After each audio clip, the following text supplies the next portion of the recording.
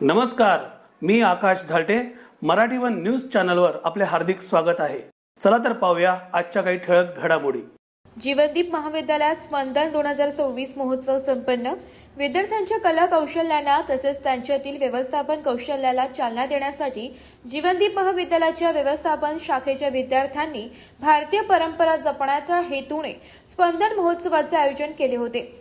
या महोत्सवाचे पूर्णपणे नियोजन व्यवस्थापन शाखेच्या विद्यार्थ्यांनीच केले होते. महाविद्यालयात नृत्य, गायन, मेहंदी, एकपात्री, रांगोळी, फॅशन शो, फोटोग्राफी इत्यादी स्पर्धांचे आयोजन केले होते. या महोत्सवाची सुरुवात ही गणरायाच्या चरणी दीपप्रज्वलन करून करण्यात आली. विद्यार्थ्यांनी सर्व स्पर्धांमध्ये आवडीने सहभाग घेतला.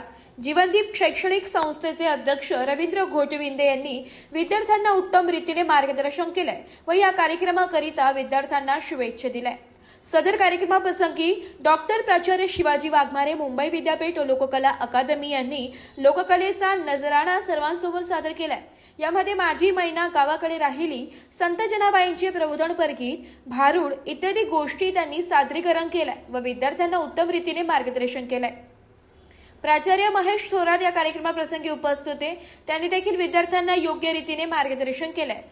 महाविद्यालयाचे प्राचार्य डॉक्टर अशोक वाघ, संचालक प्रशांत घोडविंदे, उपप्राचार्य हरेंद्र सोष्टे, व्यवस्थापन शाखा प्रमुख उल्हास गायकर, प्राचार्य निकिता घोडविंदे, प्राचार्य सचिन कांबळे, प्राचार्य शैलेजा मिश्रा यांचे मोलाचे सहकार्य लाभले.